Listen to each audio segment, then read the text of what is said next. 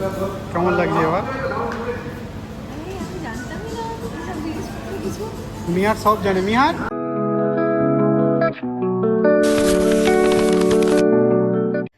Hello, good morning everyone. আজকে আমরা চলে এসেছি নতুন একটা ব্লগ নিয়ে। দেখতে পাচ্ছ যে আমি রেডি হয়ে গেছি অফিস যাব বলে।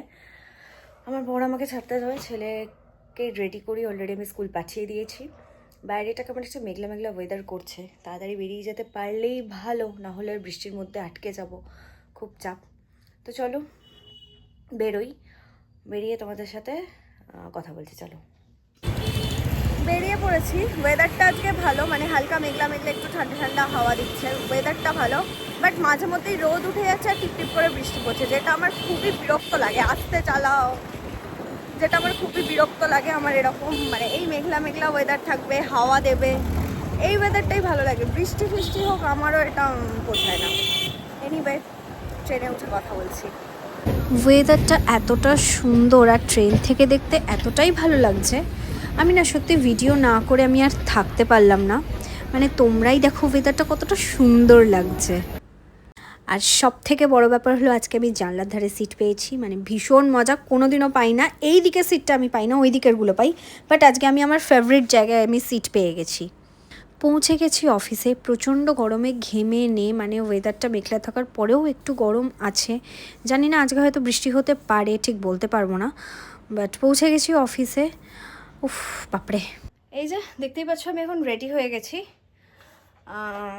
প্রায় অনেকটাই, মানে কি বলবো, সন্ধে 7:30 মতন বাজে এখন। 7:30 কি আরও বেশি, সরি, আরও অনেকটাই, প্রায় 8টা 8:30 বাজে। এখন একটু যেতে হবে অভনি মল। হ্যাঁ, বরের একটা ফোন দেওয়ার আছে, তো চলো যাওয়া যাক, বেরোনো যাক। অফিস থেকে ফিরে এই টায়ার্ড হয়ে যদি টেনে টুনে নিয়ে যায়, খুব ইরিটেটিং লাগে ভাই, সিরিয়াসলি। চলো যাওয়া যাক। দাঁড়া না, যাচ্ছি তো। এই কিরে, কোথায় এসছিস তুই?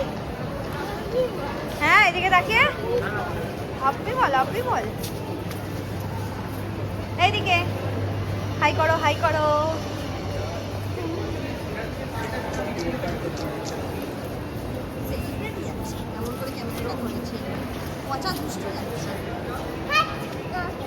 আভনি মলে ঢোকার পরই আমার আর আমার ছেলের মনে হয়েছিল একটু আইসক্রিম খাওয়া যাক।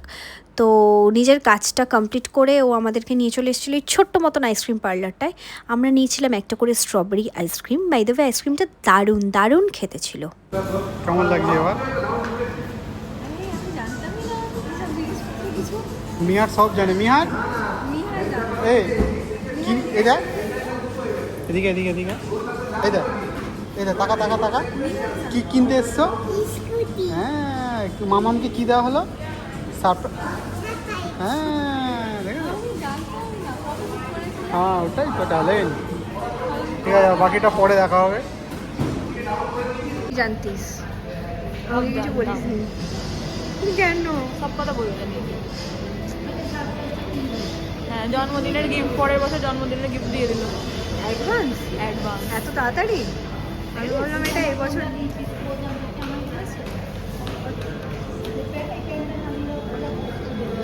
সব জানি। তো তোমরা ভিডিওটা দেখে এতক্ষণে নিশ্চয়ই বুঝতে পেরে গেছো যে আমার সাথে কি হচ্ছিল। আমি নিজেই টোটালি কনফিউজ ছিলাম। তারপর জানতে পারলাম আমার বর আমাকে একটা স্কুটি গিফট করছে। হ্যাঁ, হঠাৎ করে ইয়ামাহা শোরুমে নিয়ে গিয়ে বলছে যে এ নাও, এটা তোমার স্কুটির নাম্বার প্লেট। তো আমি লিটারেলি যে এত কিছু কিভাবে। তো যাকে আমার বোন সব জানতো। যাই হোক, আমার এই সারপ্রাইজটা পেয়ে আমার খুব ভালো লেগেছে, মানে ভীষণ আমি খুশি হয়েছি। যেটা আমি এতদিন ধরে ভাবছিলাম নেব নেব নেব, বাট সেই ইচ্ছাটা ও ফুলফিল করলো। স্কুটি এখন আমরা নিয়ে কোথায় যাব? ইমন, কোথায় যাব স্কুটিটা নিয়ে? দেখি কত দূর যাওয়া যায়। হ্যাঁ, কত দূর যাওয়া যায়। একে নেবো না, একে নেবো না। আমার জামাটার কি অবস্থা? ও এখন আমার জন্য গান বাজছে। গাড়ি কার নিয়ে ঘুরছে কে?